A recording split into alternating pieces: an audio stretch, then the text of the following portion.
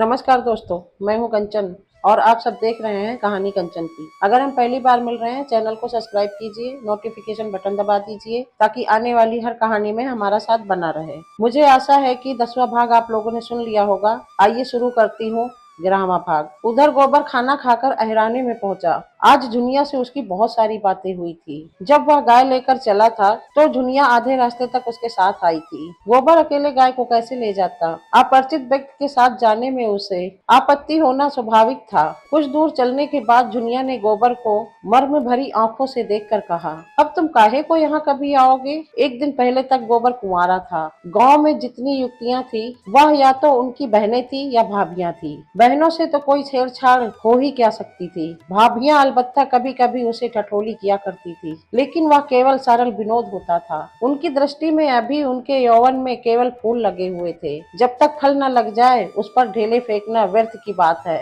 और किसी और से प्रोत्साहन न पाकर उसका कौमार उसके गले से चिपटा हुआ था। दुनिया का वंचित मन, जिसे भाभीियों के व्यंग और हास्य विलास ने और भी लोलुप बना दिया था, उसके कौमार पर ही ललचा उठा। और उस कुंवार में भी पत्ता खड़कते ही किसी सोए हुए शिकारी जानवर की तरह यौवन जाग उठा। गोबर ने आवरणहीन रसिकता के साथ कहा, अगर भिक्षु को भीख मिलने की आशा हो तो वह दिन भर और रात भर दाता के द्वार पर खड़ा रहे। जुनिया ने कटाच करके कहा, तो या कहो तुम भी मतलब के यार हो। गोबर की धमनियों का रक्त प्रबल हो उठा। बोला, भूखा आदमी अगर हाथ फैलाए तो उसे क्षमा कर देना चाहिए। जुनिया और गहरे पानी में उतरी। भिक्षुक जब तक 10 द्वारे न जाए उसका पेट कैसे भरे? मैं ऐसे भिक्षुकों को मुंह न लगाती। ऐसे तो गली गली मिलते हैं, पर भिक्षुक देता क्या है? आशीष। आशीषों से तो किसी का पेट नहीं भरता। मंदबुद्धि गोबर जुनिया का आशय न समझ सका। जुनिया छोटी सी थी, तभी से दूध लेकर ग्राहकों के घर जाया करती थी।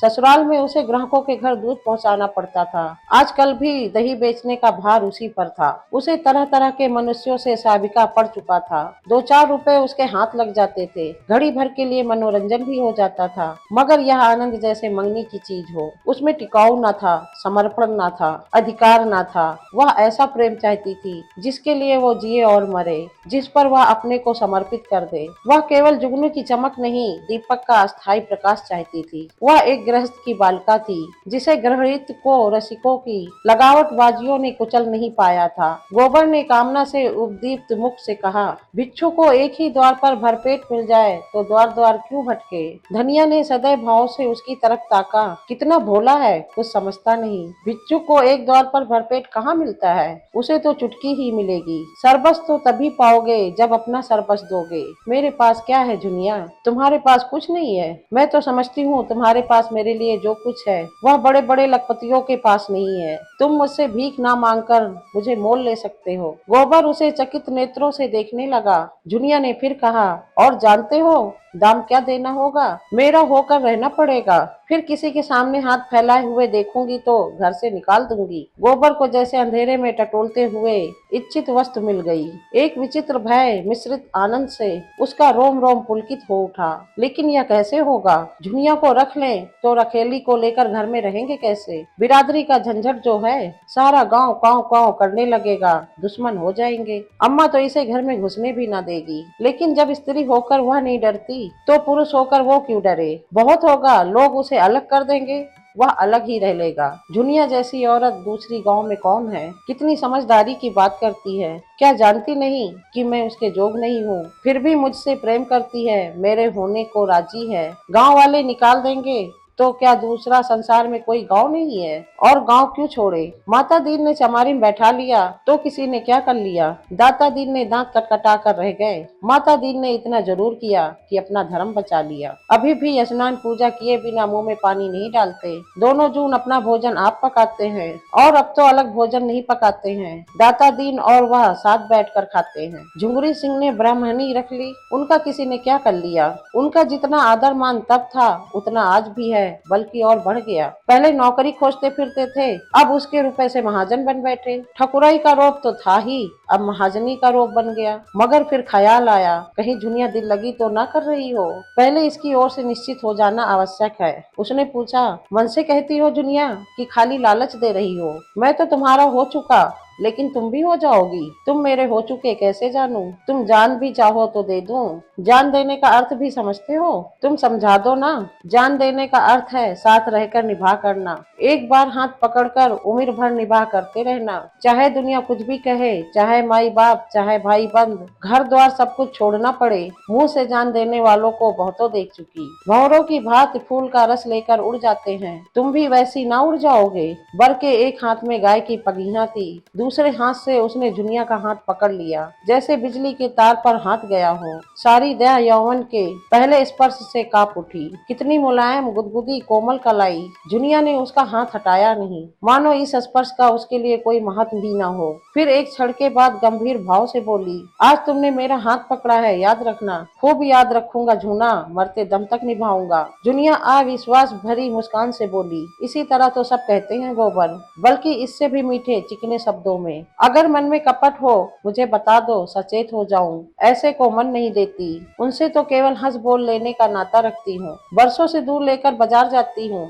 एक से एक बाबू, महाजन, ठाकुर, वकील, अमले, अफसर अपना रसियापन दिखाकर मुझे फंसा लेना चाहते हैं। कोई छाती पर हाथ रखकर कहता है, जुनिया तरसा मत। कोई मुझे नसीली रसीली चितवन से घूरता है, मानो मारे प्रेम के बेहोश हो जाएगा। कोई रुपया दिखाता है, कोई गहने, सब मेरी गुलामी करने को तैयार रहते हैं उम्र भर, बल्कि उस जन्म में भी। लेकिन मैं उन सबों की नस पहचानती हूँ, सब के सब भंवरे रस लेकर उड़ जाने वाले। मैं भी उन्हें ललचाती हूँ, तिरछी नजरों से देखती हूँ, मुस्कुराती हूँ। वो हमें गधी बनाते हैं, मैं उन्हें उल्लू बनाती हूँ। मैं मर जाऊं तो उनकी आंखों में आंसू न आए, वह मर जाए तो मैं कहूंगी अच्छा हुआ निगोड़ा मर गया। मैं तो जिसकी हो जाऊंगी उसकी जन्म भर के लिए हो जाऊंगी। सुख में, दुख में, संपत्ति में, विपत्ति में उसके साथ रहूंगी। हरजाई नहीं हूँ कि सबसे हंसती बोलती फिरूं, न रुपया की भूखी हूँ, न गहने कपड़े की, बस भले आदमी का संग चाहती हूँ, और जो मुझे अपना समझे और मैं भी जिसे अपना समझूं। एक पंडित जी बहुत तिलक मुद्रा लगाते थे, एक शेर दूध लेते थे। एक दिन उनकी घरवाली कहीं नौते में गई हुई थी, मुझे क्या मालूम, और दिनों की तरह मैं दूध लेकर भीतर चली गई। वहाँ पुकारती हूँ, बहू जी, बहू जी, कोई बोलता ही नहीं। इतने में देखती हूँ तो पंडित जी बाहर से किवाड़ बंद किए चले आ रहे थे। मैं समझ गई इसकी नीयत खराब है। मैंने डांट कर पूछा, तुमने किवाड़ क्यों बंद कर लिए? क्या बहू जी कहीं गई है? घर में सन्नाटा क्यों है? उसने कहा, वह एक न्योते में गई हुई है, और मेरी ओर दो पग और बढ़ाया। मैंने कहा, तुम्हें दूध लेना है तो लो, नहीं तो मैं जाती हूँ। बोला, आज तो तुम यहाँ से न जाने पाएगी झूनी रानी, रोज रोज कलेजे पर छुरी चलाकर भाग जाती है, आज मेरे हाथ से न बचेगी। तुमसे सच कहती हूँ गोबर। मेरे रोए खड़े हो गए। गोबर आवेश में बोला, मैं बच्चा को देख पाऊँ तो खोद कर जमीन में गाड़ दूं, खून चूस लूं, तुम मुझे दिखा तो देना। सुनो तो, ऐसे का मुंह तोड़ने के लिए मैं ही काफी हूँ। मेरी छाती धक धक करने लगी। यह कुछ बदमाशी कर बैठे तो क्या करूँगी? कोई चिल्लाना भी तो ना सुनेगा। लेकिन मन में यह निश्चय कर लिया था, मेरी देह छुई तो दूध भरी हांडी उसके मुंह पर पटक दूंगी। बला से 4-5 सेर दूध ही जाएगा, बच्चा को याद तो रह जाएगी। कलेजा मजबूत करके बोली, इस फेर में मत रहना पंडित जी, मैं अहीर की लड़की हूँ, मुझका एक एक बाल चुनवा लूंगी। यही लिखा है तुम्हारी पोथी पत्रियों में कि दूसरी की बेटी बहुओं को अपने घर में बंद करके बेइज्जत करो, इसीलिए तिलक मुद्रा का जाल बिछाते हो। लगा हाथ जोड़ने पैर पड़ने, एक प्रेमी का मन रख दोगी तो तुम्हारा क्या बिगड़ जाएगा? जूना रानी, कभी कभी गरीबों पर दया किया करो, नहीं भगवान पूछेंगे, मैंने तुम्हें इतना रूप धन दिया था, तुमने उससे एक ब्राह्मण का उपकार भी न किया, तो क्या जवाब दोगी? बोले, मैं विप्र हूँ, रुपया पैसा का दान तो रोज ही पाता हूँ, आज रूप का दान दे दो। मैंने यूं ही उसका मन रखने के लिए कह दिया, मैं 50 रुपए लूंगी। सच कहती हूँ गोबर तुरंत कोठरी में गया और 10-10 की नोट निकालकर मेरे हाथों में देने लगा, और जब मैंने नोट जमीन पर गिरा दिए और द्वार की ओर चली तो उसने मेरा हाथ पकड़ लिया। मैं तो पहले से ही तैयार थी। हांडी उसके मुंह पर दे मारी, सिर से पांव तक सराबोर हो गया, चोट भी खूब लगी। सिर पकड़कर बैठ गया और लगा हाय हाय करने। मैंने देखा यह अब कुछ नहीं कर सकता, तो पीठ में 2 लातें जमा दी और किवाड़ खोलकर भागी। गोबर ठट्ठा मारकर हंसा, बोला, बहुत अच्छा किया तूने, दूध से नहा गया होगा, तिलक मुद्रा भी धुल गई होगी, मोछे भी क्यों ना उखाड़ ली। दूसरे दिन फिर मैं उसके घर गई, उसकी घरवाली आ गई थी, अपने बैठक में सिर में पट्टी बांधे पड़ा था। मैंने कहा, कहो तो कल की तुम्हारी करतूतें खोल दूं पंडित जी। लगा हाथ जोड़ने। मैंने कहा, अच्छा थूक कर चाटो तो छोड़ दूं। सिर जमीन पर रगड़ कर कहने लगा, अब मेरी इज्जत तुम्हारे हाथ में है जूना। यही समझ लो कि पंडिताइन मुझे जीता न छोड़ेगी। दोस्तों, अब मैं कहानी यहीं पे समाप्त करती हूँ। इसके आगे की कहानी सुनाऊंगी भाग 12 में। धन्यवाद।